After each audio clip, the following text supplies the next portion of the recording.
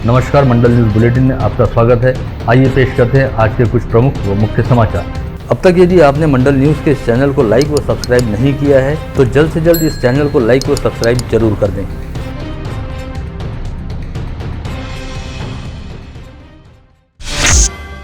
राज्य के स्वास्थ्य मंत्री राजेश टोपे द्वारा कहा गया कि यद्यपि इस समय विगत कुछ दिनों के दौरान ओमिक्रॉन संक्रमितों की संख्या में इजाफा हुआ है, ऐसे में राज्य में फिलहाल रात्रिकालीन जमावबंदी का आदेश जारी किया गया है, लेकिन इस समय लॉकडाउन लगाए जाने को लेकर सरकार द्वारा कोई विचार नहीं किया जा रहा। हालांकि प्रतिबंधात्मक नियमों को और अधिक कड़ा किया जाएगा, अतः नागरिकों ने फिलहाल किसी तरह की कोई चिंता नहीं करनी चाहिए, बल्कि संक्रमण से बचे रहने हेतु कोविड प्रतिबंधात्मक उपायों का कड़ाई के साथ पालन किया जाना चाहिए, ताकि हालात अनियंत्रित न हो और तीसरी लहर की वजह से सरकार को लॉकडाउन लगाने पर मजबूर न होना पड़े। राज्य सरकार द्वारा प्रतिवर्ष राष्ट्र पुरुषों व महापुरुषों की जयंती पर राष्ट्रीय दिवस मनाने के संदर्भ में दिसंबर माह के दौरान सूची जारी की जाती है। इसके तहत इस वर्ष सरकार द्वारा गत रोज शुक्रवार 31 दिसंबर को यह सूची घोषित की गई, जिसमें प्रबोधनकार के तौर पर विख्यात स्वर्गीय केशव सीताराम ठाकरे, शिवसेना प्रमुख स्वर्गीय बाला साहब ठाकरे तथा देश के प्रथम कृषि मंत्री व शिक्षा महर्षि डॉक्टर पंजाबराव देशमुख के नामों को भी स्थान दिया गया है। ऐसे में अब मूलतः अमरावती जिले से वास्ता रखने वाले डॉक्टर पंजाबराव उर्फ भाऊ साहब देशमुख की जयंती समूचे राज्य में सभी सरकारी व अर्ध सरकारी कार्यालयों में 27 दिसंबर को प्रतिवर्ष मनाई जाएगी। आज जिलाधीश पवनीत कौर की अध्यक्षता में टीकाकरण को लेकर स्थानीय राजस्व भवन में एक बैठक बुलाई गई थी, जिसमें जिला प्रशासन और मनपा प्रशासन के अधिकारियों सहित मुस्लिम समाज के धर्मगुरु उपस्थित थे। इस समय जिलाधीश पवनीत कौर द्वारा कहा गया कि ओमिक्रॉन वेरिएंट की वजह से कोविड संक्रमण एक बार फिर फैल रहा है। ऐसे में खतरे को देखते हुए कोविड प्रतिबंधात्मक टीकाकरण करना बेहद आवश्यक है, जिसके लिए सरकार व प्रशासन द्वारा लगातार प्रयास किया जा रहा है। लेकिन टीकाकरण के लक्ष्य को पूरा करने के लिए नागरिकों का भी स्वयंस्फूर्त रूप से आगे आकर प्रशासन के साथ सहयोग करना बेहद जरूरी है। अतः टीकाकरण हेतु की जा रही जनजागृति में मुस्लिम धर्मगुरुओं द्वारा भी सहयोग किया जाना चाहिए।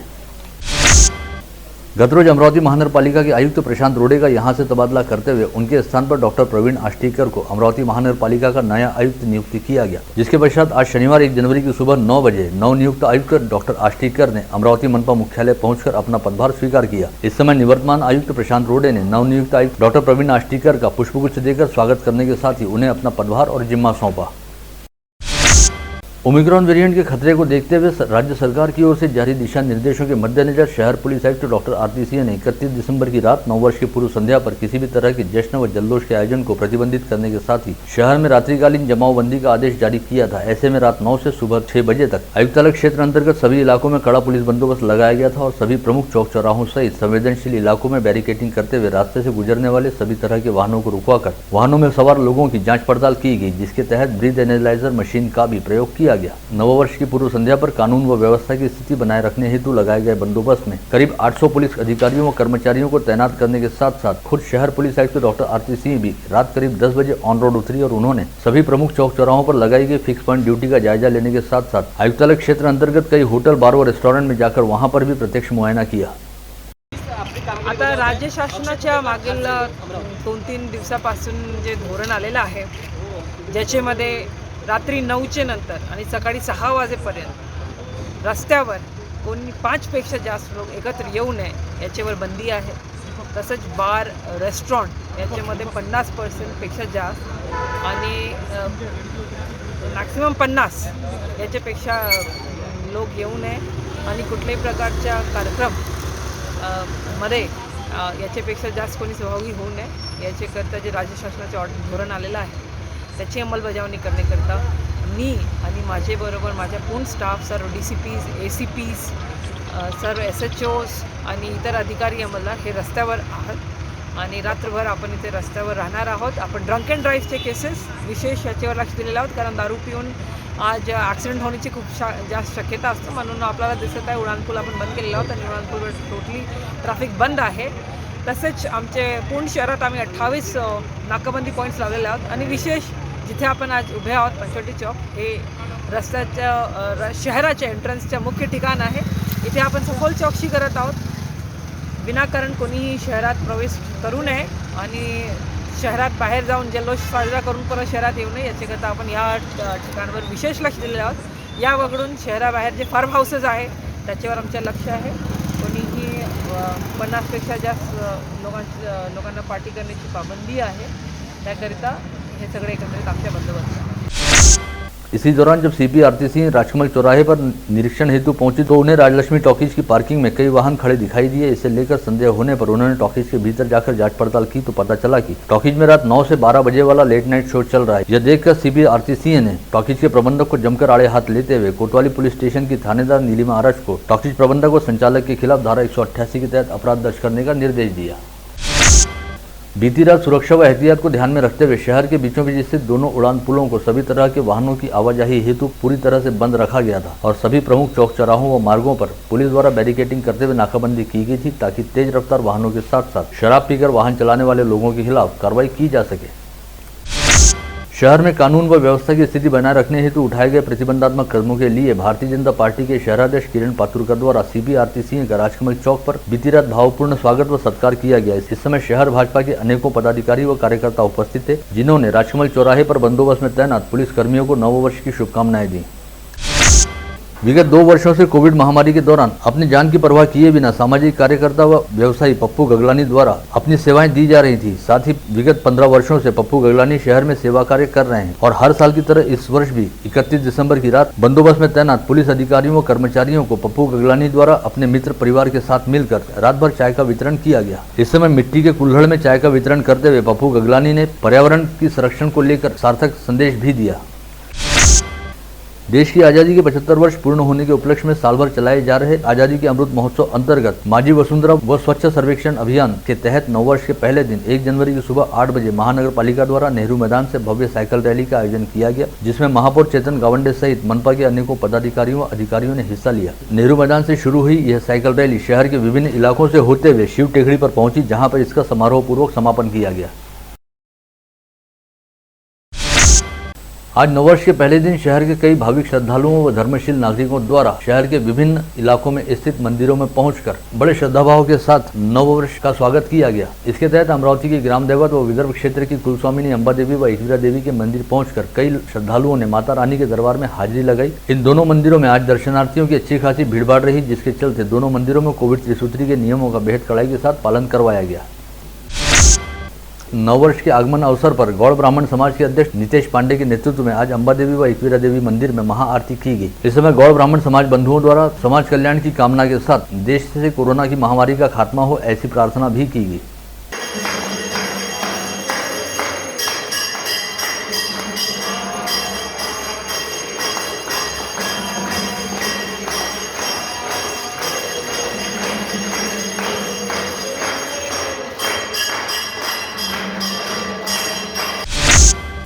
वहीं नववर्ष के स्वागत अवसर पर आज रानी सती दादी का आशीर्वाद प्राप्त करने सतीधाम मंदिर में अग्रवाल सोशल मंच महिला मंडल द्वारा महाआरती का आयोजन किया गया। इस समय सोशल मंच की महिला पदाधिकारियों और सदस्यों द्वारा बड़ी संख्या में उपस्थित रहकर महाआरती में हिस्सा लिया गया। महाआरती के पश्चात प्रसाद का वितरण भी किया गया।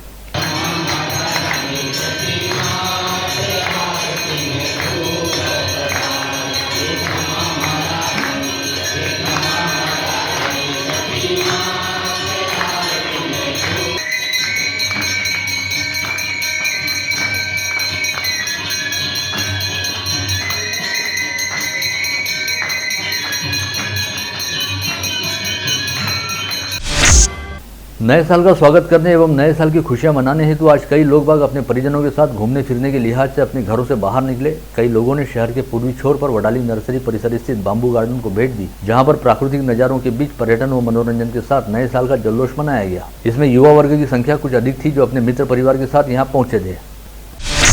बीती रात 12 बजते ही नववर्ष का आगमन हुआ। इसके बाद 12 बजे से आज दोपहर 12 बजे के दौरान जिला स्तरीय अस्पताल में 8 गर्भवती महिलाओं की प्रसूति हुई और 8 नवजात बच्चों ने नववर्ष के साथ ही इस दुनिया में अपना पहला कदम रखा, जिसमें 6 लड़कों व 2 लड़कियों का समावेश रहा। अस्पताल सूत्रों द्वारा दी गई जानकारी के मुताबिक सभी जच्चा बच्चा पूरी तरह से स्वस्थ व सुरक्षित हैं। साथ ही संबंधित परिवारों में साल के पहले दिन नए व नन्हे मेहमानों का आगमन होने से खुशी की लहर है।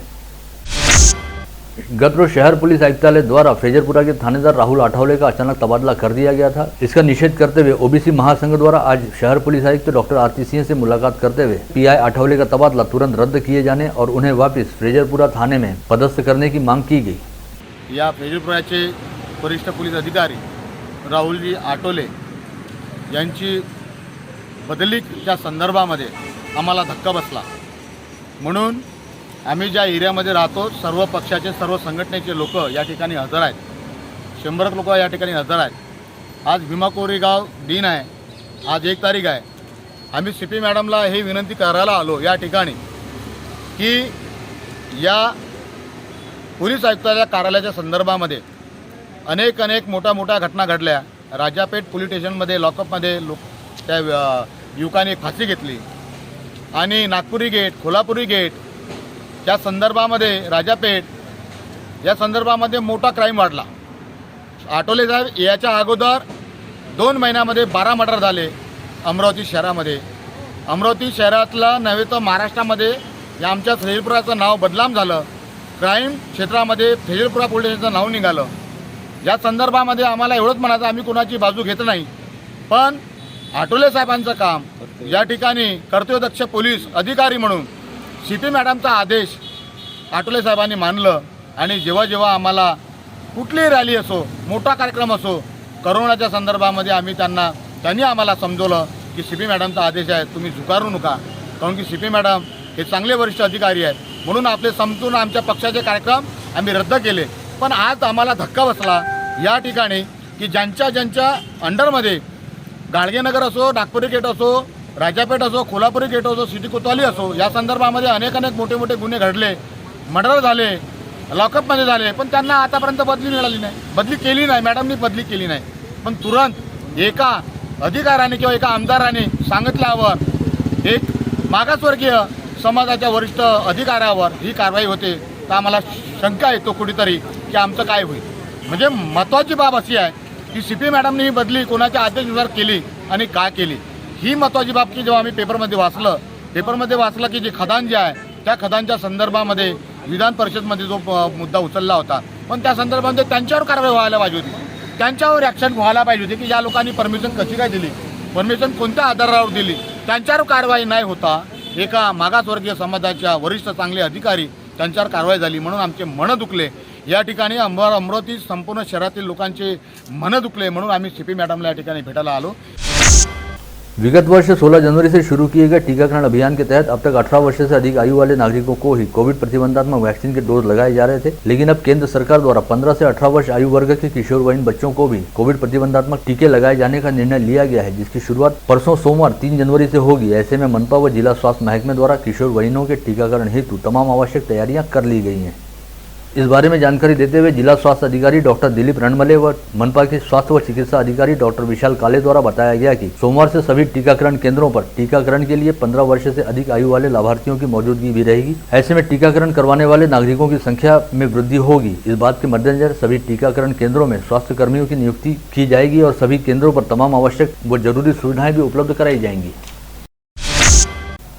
सर्वशाखीय माली संघ के अध्यक्ष डॉक्टर गणेश खारकर व संस्थापक संयोजक श्री कृष्ण बंसोड़ द्वारा यहां बुलाई गई पत्रकार परिषद में जानकारी दी गई। कल रविवार 2 जनवरी को संत ज्ञानेश्वर सांस्कृतिक भवन में सर्वशाखीय माली समाज युवक युवती सम्मेलन का आयोजन किया जा रहा है। इस समय समाज के विवाह योग्य युवक युवतियों के छायाचित्र व विस्तृत जानकारी का समावेश रहने वाली ऋणानुबंध नामक परिचय पुस्तिका का विमोचन भी किया जाएगा। प्रतिवर्षानुसार इस वर्ष भी आज 1 जनवरी को भीम ब्रिगेड द्वारा कोरेगांव भीमा विजय उत्सव स्थानीय इरविन चौक स्थित डॉक्टर बाबा साहब आम्बेडकर पुतला परिसर में बड़ी धूमधाम के साथ मनाया गया। इस समय इरविन चौराहे पर कोरेगांव भीमा के विजय स्तंभ की 51 फीट ऊंची प्रतिकृति साकार करते हुए भीम ब्रिगेड सहित समता सैनिक दल के सैनिकों व पदाधिकारियों ने विजय स्तंभ को मान वंदना दी। प्रतिवर्षानुसार इस वर्ष भी शिवरत्न जीवबा महाले चैरिटेबल ट्रस्ट द्वारा रूपाली अमोल चौनी की स्मृति में हिंदू स्मशान भूमि में 3 जनवरी को रक्तदान महायज्ञ का आयोजन किया जा रहा है। इस रक्तदान महायज्ञ का उद्घाटन सोमवार की सुबह 10 बजे हिंदू स्मशान भूमि में किया जाएगा। नमूना परिसर निवासी तथा ब्रदर्स स्पोर्ट्स नामक खेलकूद संबंधित साहित्य की दुकान के संचालक राजेश तिवारी के सुपुत्र तनशु तिवारी का tennis ball cricket federation of India द्वारा अंडर-17 राष्ट्रीय टेनिस बॉल क्रिकेट टीम में चयन किया गया। ऐसे में अब तनशु तिवारी आगामी फरवरी माह के दौरान श्रीलंका में होने वाली इंडो श्रीलंका अंतर्राष्ट्रीय tennis ball cricket match series में देश का प्रतिनिधित्व करेगा। यह क्रिकेट स्पर्धा 4 से 7 फरवरी के दौरान श्रीलंका के कोलंबो, मटारा व हम्बनटोटा में खेली जाएगी। जिले में एक बार फिर कोविड संक्रमण रफ्तार पकड़ता नजर आ रहा है और 3 दिनों से लगातार संक्रमितों की संख्या उछाल भर रही है। विगत 24 घंटे के दौरान जिले में 16 लोग कोविड संक्रमित पाए गए। इसके साथ ही अब जिले में एक्टिव पॉजिटिव मरीजों की संख्या 50 पर जा पहुंची है, जिनमें मनपा क्षेत्र के 41 व ग्रामीण क्षेत्र के 9 मरीजों का समावेश है। इसमें से 8 मरीज कोविड अस्पताल में भर्ती हैं, वहीं मनपा क्षेत्र में 38 तथा ग्रामीण क्षेत्र में 4 मरीजों को होम आइसोलेशन में रखा गया है। बीते 24 घंटे के दौरान जिले में 1220 संदिग्धों के थ्रोट स्वैब सैंपलों की जांच की गई, जिसमें से 1.31% की टेस्ट रिपोर्ट पॉजिटिव आई है। वहीं इस समय कोविड संक्रमित मरीजों के कोविड मुक्त होने का प्रमाण 98.33% है।